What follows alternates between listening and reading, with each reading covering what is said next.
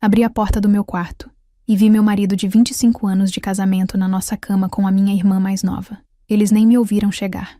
Carlos estava sussurrando no ouvido dela as mesmas palavras que me dizia há décadas. Marina ria baixinho, deitada no meu travesseiro, usando meu roupão de seda azul, aquele que ganhei no último aniversário de casamento. Fiquei ali parada por exatos 15 segundos. 15 segundos que destruíram 25 anos da minha vida. Não gritei, não chorei, não fiz escândalo.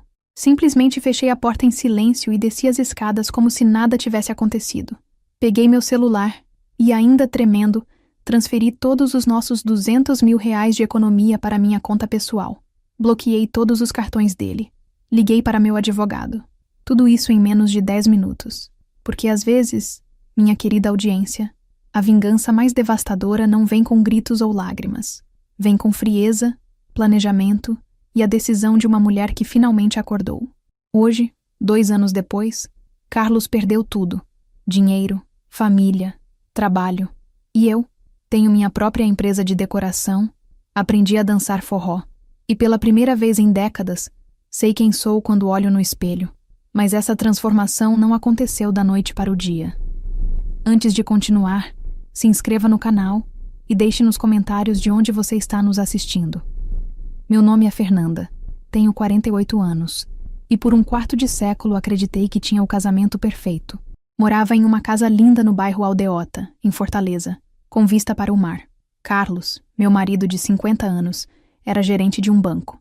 Eu trabalhava meio período numa escola particular, e tínhamos 2 filhos, Lucas, de 22 anos, cursando engenharia, e Júlia, de 19, no 2º ano de psicologia. Por fora, éramos a família padrão da classe média alta cearense. Fins de semana na Praia do Futuro, jantares em família na casa dos meus pais, viagens para Porto de Galinhas no carnaval. Marina, minha irmã de 35 anos, sempre foi próxima da nossa família. Solteira, sem filhos, ela passava os domingos conosco e era a tia favorita das crianças. Eu confiava nela como confiava em mim mesma. Naquela quinta-feira de março, o calor estava insuportável. Típico verão nordestino, com 38 graus à sombra. Eu tinha saído para levar minha sogra no médico, algo que faço todo mês há anos. O geriatra fica na Aldeota mesmo, pertinho de casa. Mas a consulta sempre demora porque Dona Conceição gosta de conversar com o doutor sobre cada dorzinha. Normalmente eu ficaria lá até o final, mas a secretária avisou que o médico tinha uma emergência e a consulta seria mais rápida. Cheguei em casa às 15h30, 1 hora mais cedo que o habitual. A casa estava em silêncio. Pensei que Carlos ainda estivesse no banco. Ele costumava chegar depois das 17 horas. Subi para trocar de roupa e tomar um banho frio. O ar-condicionado do quarto estava desligado, o que me pareceu estranho, já que Carlos sempre o deixava ligado quando saía. Foi quando ouvi um sussurro, um riso abafado, sons que vinham do nosso quarto. Meu coração disparou. A primeira coisa que pensei foi em ladrões. Peguei o chinelo na mão, respirei fundo e me aproximei da porta do quarto, que estava entreaberta. O que vi me fez esquecer como respirar. Carlos estava deitado na nossa cama, sem camisa, beijando o pescoço de uma mulher de cabelos castanhos. Ela estava de costas para mim, mas eu reconheceria aqueles cachos anywhere. Eram idênticos aos meus quando eu tinha a idade dela. Marina, minha irmã. A mulher que segurava minha mão quando eu tinha medo, que me ajudou a escolher meu vestido de noiva, que foi madrinha dos meus filhos. Ela estava ali, na minha cama, usando meu roupão, beijando meu marido. Carlos murmurava coisas no ouvido dela. Você é muito mais bonita que ela, Marina. Mais nova, mais divertida. E se ela descobrir, amor? Marina perguntou, com aquela voz doce que eu conhecia desde criança. Fernanda vive no mundo da lua. Ela nunca vai desconfiar. Além do mais, ela está ficando velha. Você tem a juventude que ela perdeu. Marina riu. Um riso cristalino que cortou meu peito como uma lâmina. Há quanto tempo você sente isso por mim? Ela perguntou. Desde que vocês duas eram adolescentes. Sempre achei você mais interessante. Mas ela que me deu mole primeiro. Deu mole. 25 anos de casamento resumidos a ela que me deu mole primeiro. Senti minha visão ficando turva. Não de tristeza, de uma raiva fria que nunca tinha sentido antes. Uma raiva que queimava devagar, como brasa. Fechei a porta sem fazer ruído. Desci as escadas com as pernas bambas, mas com a mente cristalina. Sentei no sofá da sala Peguei meu celular e abri o aplicativo do banco. Minhas mãos tremiam, mas meus dedos se moviam com precisão cirúrgica. Transferência Pix. Conta de destino. Minha conta pessoal na caixa. Valor: R$ 200.000. Todos os nossos sonhos, nossa segurança, nossos planos para a aposentadoria. Confirmei a operação.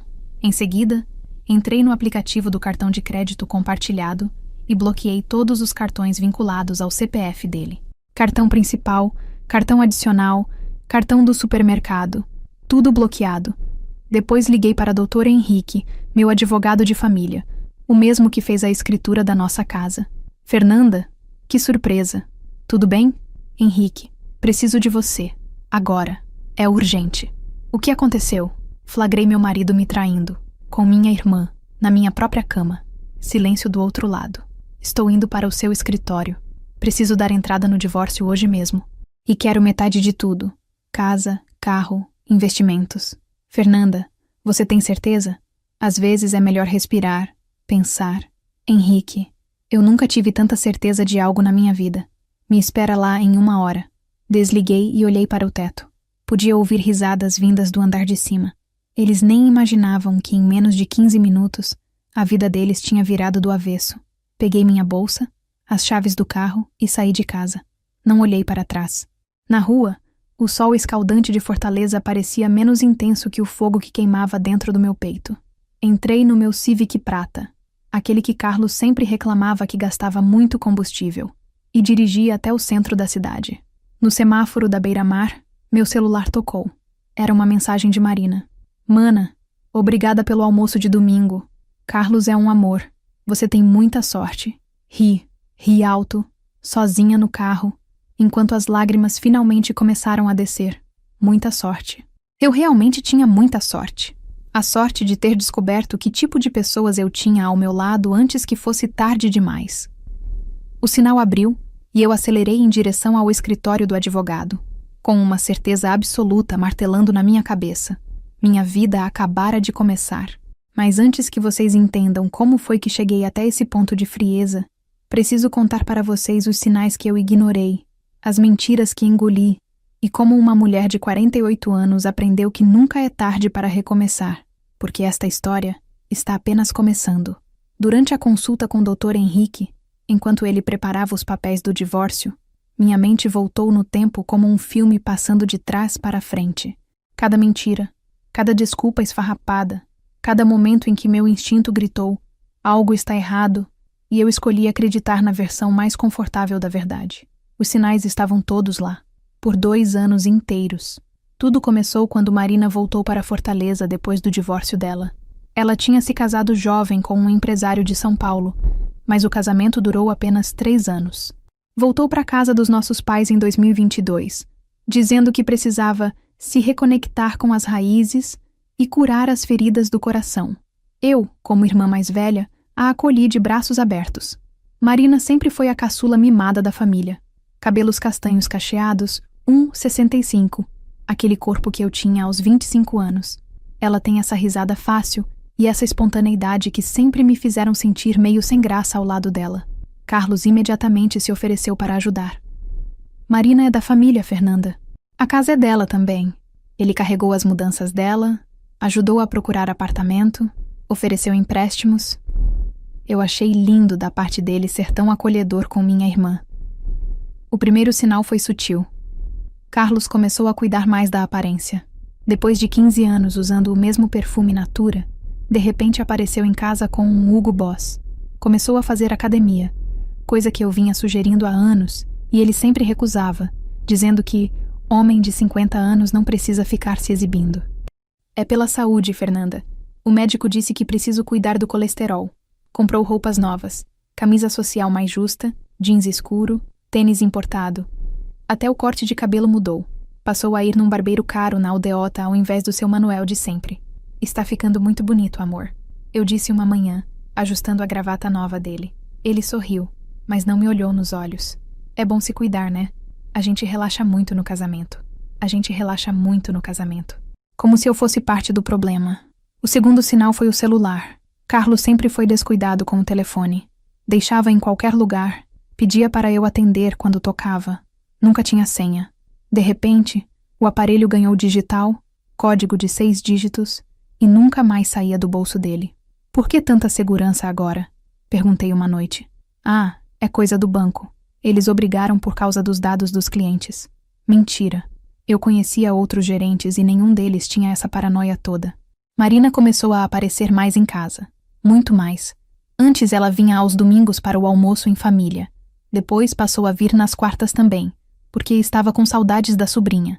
Depois nas sextas, porque queria fazer aquela lasanha que a Fernanda ensinou. Sempre que eu chegava do trabalho e encontrava Marina na minha cozinha, Carlos estava lá também, ajudando a preparar o jantar, rindo de alguma piada interna. Eles paravam de rir quando eu entrava. O que é tão engraçado? Eu perguntava. Ah, nada demais. Marina estava contando sobre o chefe novo dela. Marina tinha começado a trabalhar numa loja de roupas no shopping Iguatemi. Segundo ela, o chefe era um desastre, e ela vivia contando histórias hilariantes sobre ele. Engraçado como essas histórias só eram contadas quando eu não estava presente. O terceiro sinal foi o dinheiro. Carlos sempre controlou nossas finanças, mas me dava acesso a tudo. De repente, começou a aparecer com gastos estranhos no cartão. Restaurantes caros que eu nunca tinha ido, compras em lojas que eu não conhecia, gasolina em postos longe do banco onde ele trabalhava.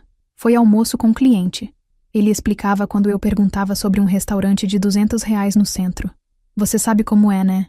Às vezes tem que impressionar.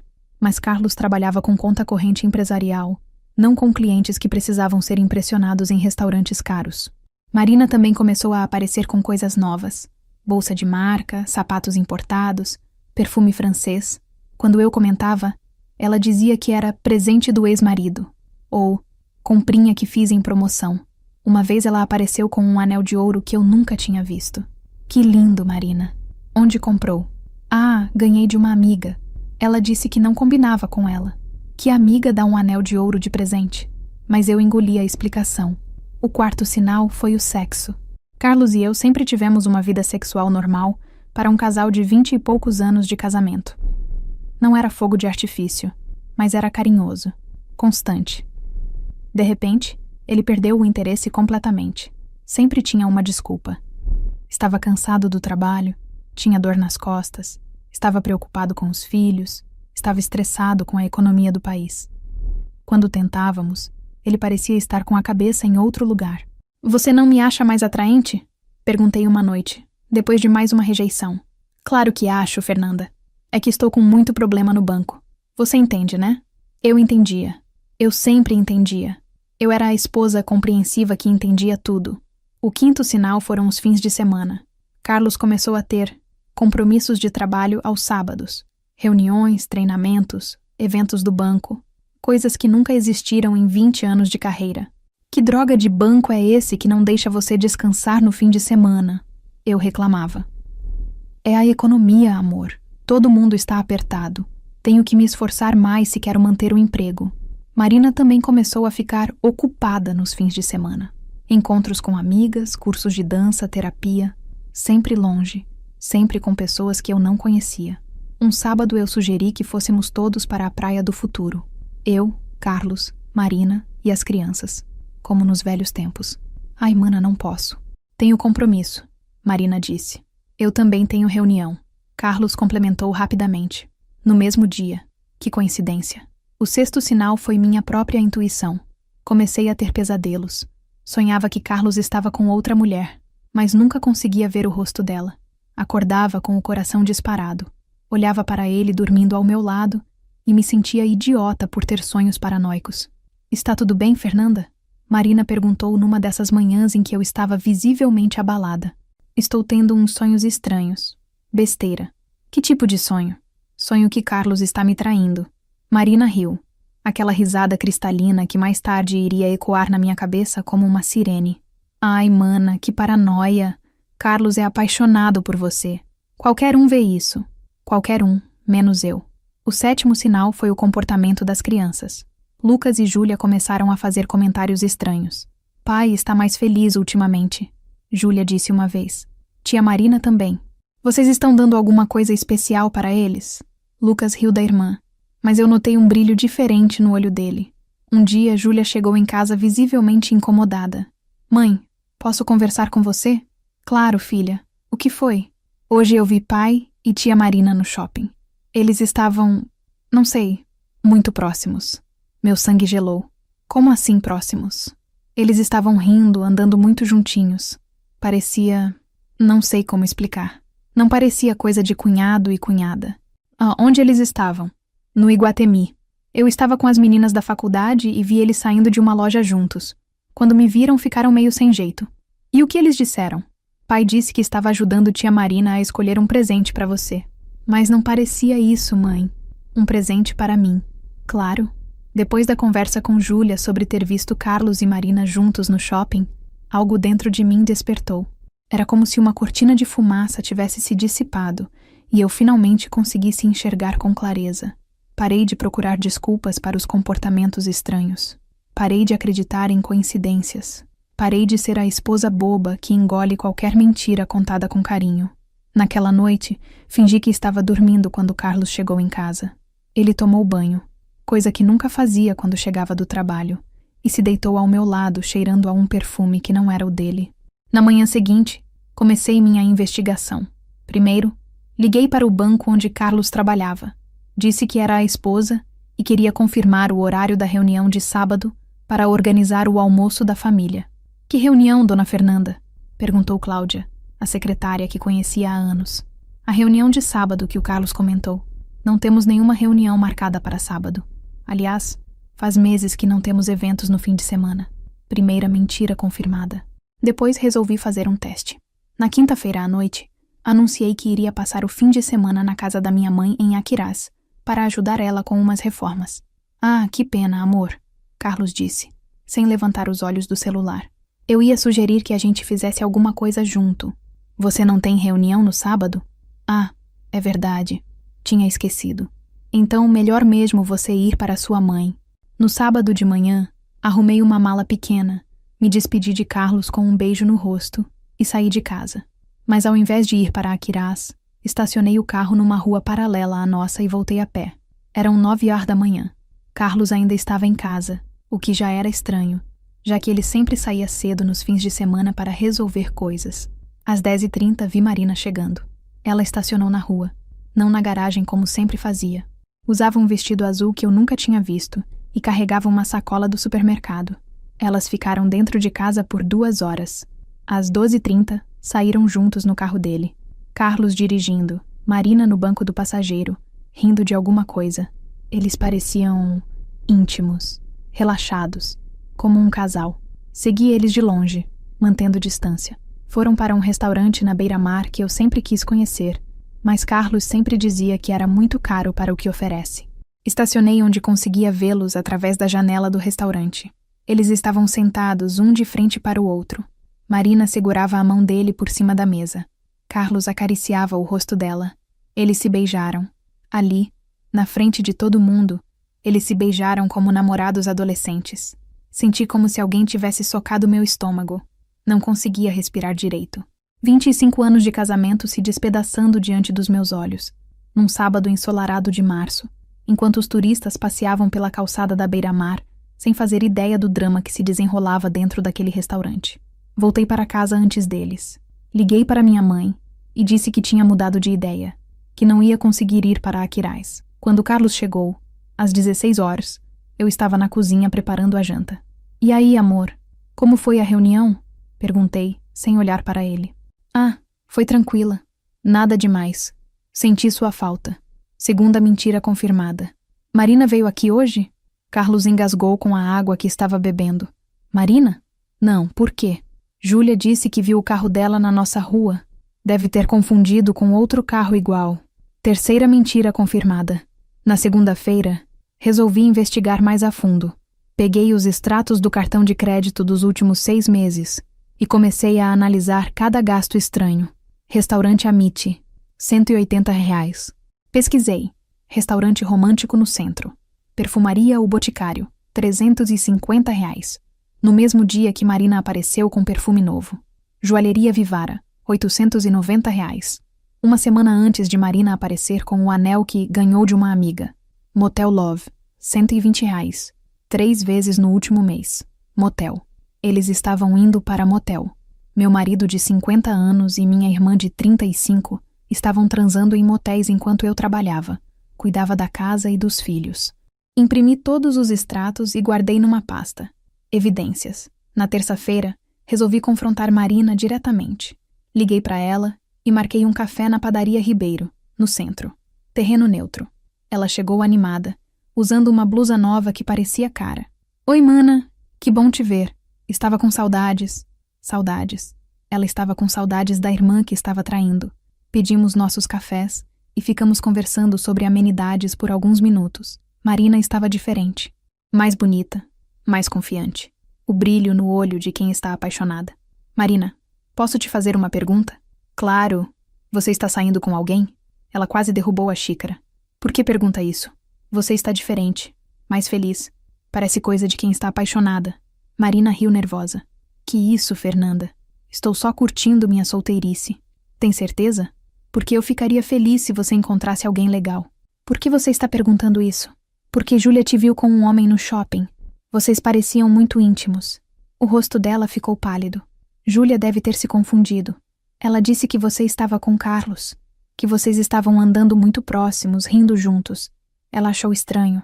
Marina não conseguia me olhar nos olhos. Eu estava ajudando Carlos a escolher um presente para você. Para o aniversário de vocês. Nosso aniversário foi em janeiro, Marina. Estamos em março. Silêncio. Além do mais, continuei. Carlos nunca compra presente sozinho para mim. Em 25 anos de casamento, eu sempre escolho meu próprio presente. Marina mexia nervosamente no açúcar do café. Talvez ele quisesse te surpreender dessa vez. Marina, vou te fazer uma pergunta direta e quero que você me responda olhando nos meus olhos. Ela finalmente levantou a cabeça. Você está tendo um caso com o meu marido? O silêncio durou uma eternidade. Marina tentou sorrir, mas não conseguiu. Os olhos dela se encheram de lágrimas. Fernanda, Responde a pergunta, Marina. Sim ou não? É complicado. Não é complicado. É uma pergunta simples. Você está transando com o Carlos? As lágrimas desceram pelo rosto dela. Fernanda, eu não queria que fosse assim. Há quanto tempo? Por favor, não me faz falar sobre isso. Há quanto tempo? Minha voz saiu mais alta que eu pretendia. As pessoas das outras mesas olharam na nossa direção. 2 anos. Ela sussurrou. 2 anos. Desde que ela voltou para a Fortaleza. Vocês estão se encontrando onde? Fernanda, para... Onde? Em motel. Na casa dele quando você não está. Na minha casa. Na casa dela. Eles transavam na casa dos nossos pais. Na cama onde Marina dormia quando era criança. Com o retrato da família pendurado na parede. Você ama ele? Marina chorava copiosamente agora. Eu não queria, Fernanda. Aconteceu.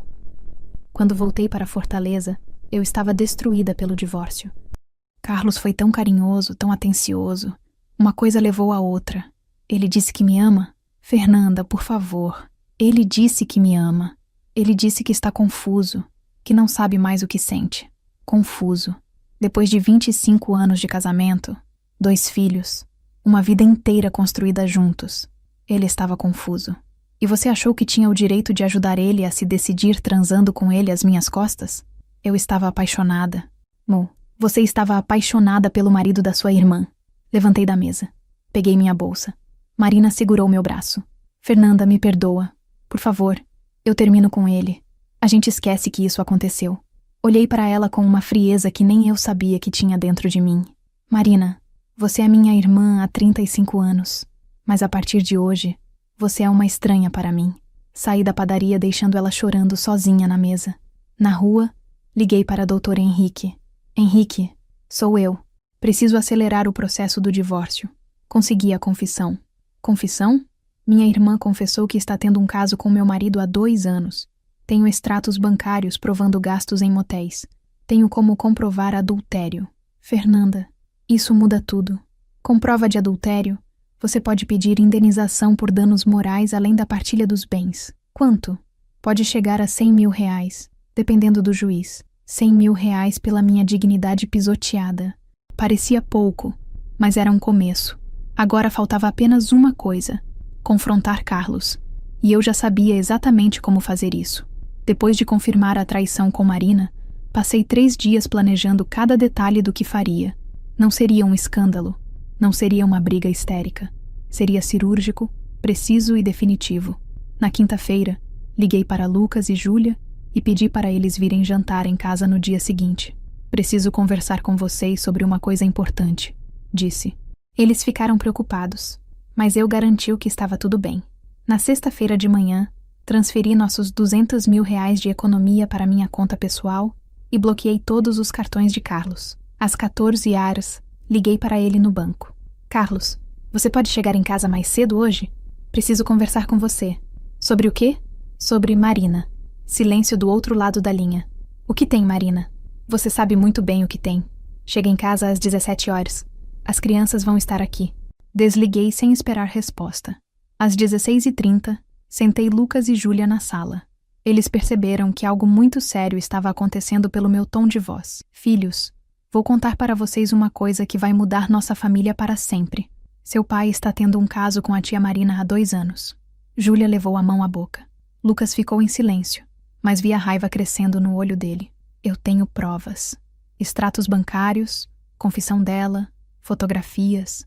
Hoje vou confrontar seu pai e dar entrada no divórcio. Mãe, Júlia começou a chorar. Eu sei que é difícil, filha, mas vocês precisam saber a verdade e precisam decidir que lado vão escolher. Não existe lado, mãe. Lucas disse com a voz firme. Pai fez uma covardia. Tia Marina também. Estamos com você. Júlia concordou ainda chorando. Como eles puderam fazer isso contigo, mãe? Não sei, filha, mas não importa mais. O que importa é que agora sabemos quem são as pessoas que temos ao nosso lado. Às 17h15, Carlos chegou em casa. Encontrou os 3 sentados na sala, esperando ele. O que está acontecendo aqui? Ele perguntou, visivelmente nervoso. Senta, Carlos. Vamos conversar. Ele se sentou na poltrona, longe de nós. Já sabia que estava encurralado. Há 2 anos você e Marina estão tendo um caso. Comecei, com a voz calma e firme. Vocês se encontram em motéis, transam na nossa casa quando não estou e gastam nosso dinheiro em presentes um para o outro. Carlos ficou pálido. Fernanda, eu posso explicar. Não precisa explicar. Marina já confessou tudo. 2 anos, Carlos. 2 anos você olhando na minha cara todo dia, dormindo na minha cama, transando comigo, sabendo que estava me traindo com minha própria irmã. Fernanda, foi um erro. Erro?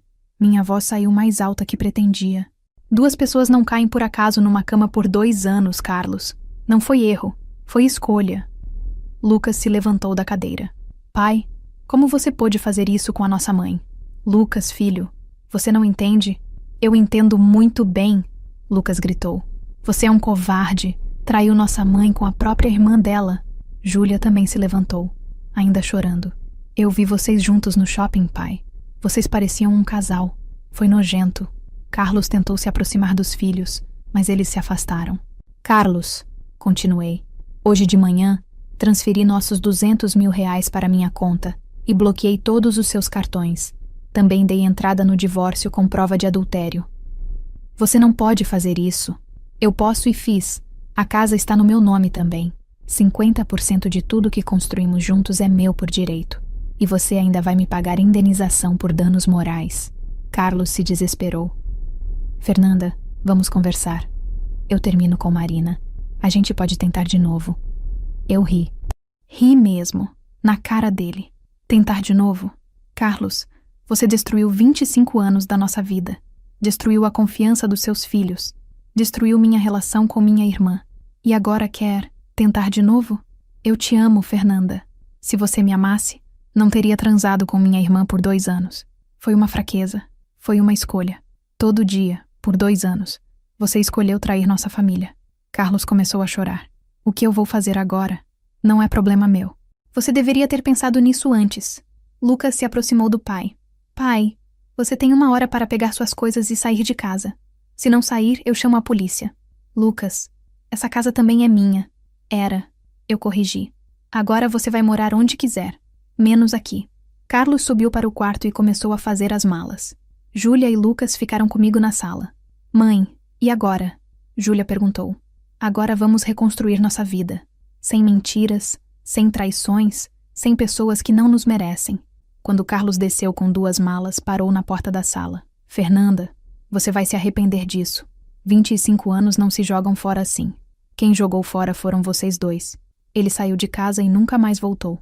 2 semanas depois, o divórcio foi homologado. Carlos teve que me pagar R$80 mil de indenização por danos morais. Ficamos com a casa, o carro e metade dos investimentos. Ele ficou com a outra metade dos investimentos e a humilhação pública. Porque sim, a história vazou. Numa cidade como Fortaleza, escândalo de família se espalha rápido. Carlos perdeu o respeito dos colegas no banco. Foi promovido para uma agência menor, longe do centro. Marina se mudou para Recife. Não conseguiu mais olhar para os nossos pais nos olhos. E eu, aos 48 anos, descobri quem eu realmente era. Com o dinheiro da indenização, abri minha empresa de decoração. Recomeço Design. Escolhi esse nome porque era exatamente isso que eu estava fazendo. Descobri que tenho talento para transformar espaços, para dar nova vida a ambientes que pareciam sem solução. Minha primeira cliente foi uma mulher de 55 anos que tinha acabado de se divorciar depois de descobrir que o marido tinha uma família paralela há 10 anos. Decorei a casa nova dela do zero. Quando terminei, ela chorou olhando para a sala. Fernanda, você não só decorou minha casa, você me mostrou que é possível recomeçar. Hoje, 2 anos depois, tenho 15 funcionários e uma lista de espera de 3 meses. Especializei-me em recomeços, casas de mulheres que estão reinventando suas vidas após divórcios, separações, perdas. Comecei a fazer aula de forró numa escola de dança na Aldeota. Sempre quis dançar, mas Carlos dizia que mulher casada não fica se rebolando em público. Descobri que sou boa nisadeira. Muito boa. Tanto que virei instrutora voluntária nas quintas-feiras. Foi numa dessas aulas que conheci Roberto. Roberto tem 52 anos, é viúvo, dono de uma empresa de construção civil. Perdeu a esposa há 3 anos em um acidente de carro. Também estava recomeçando a vida, aprendendo a sorrir de novo. Não é um romance de cinema. É uma coisa madura, tranquila, honesta. Ele sabe da minha história. Eu sei da dele. Não temos pressa, não temos ilusões românticas de adolescente.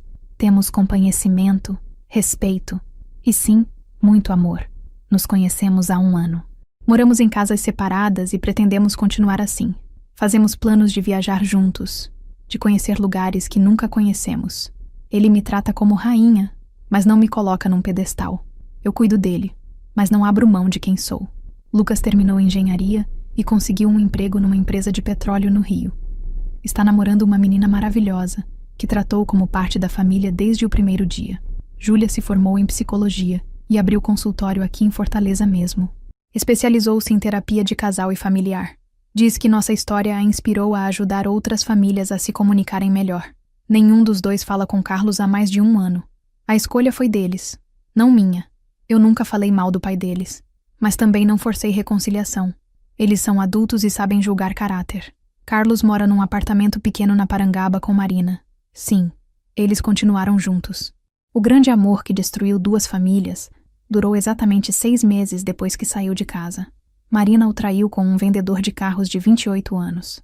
Carlos descobriu e teve uma crise de depressão.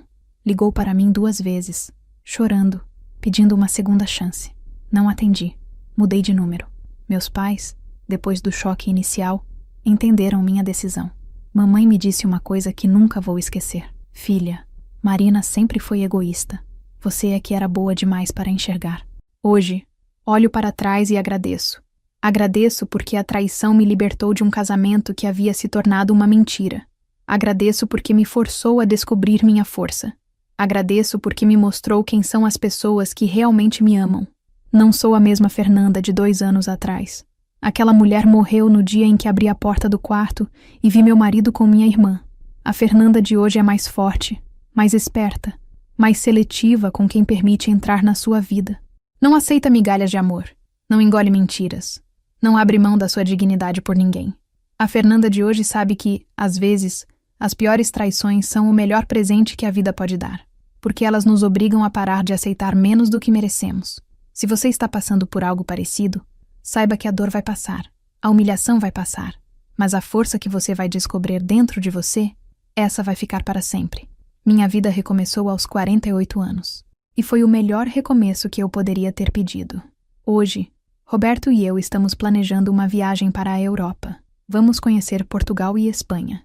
Lugares que sempre sonhei conhecer, mas Carlos sempre dizia que era muito caro para o que oferece. Vou dançar flamenco em Sevilha. Vou beber vinho no Porto. Vou ser feliz nos lugares onde mereço ser feliz, com a pessoa que me merece. E se por acaso eu encontrar Carlos e Marina na rua algum dia, vou cumprimentar educadamente e seguir meu caminho, porque eles fazem parte do meu passado, não do meu futuro. Eu escolhi a vida, e a vida me escolheu de volta. Obrigada por acompanhar minha história. Se você gostou, deixe seu like, se inscreva no canal e compartilhe com alguém que precisa ouvir isso. Nos vemos no próximo vídeo.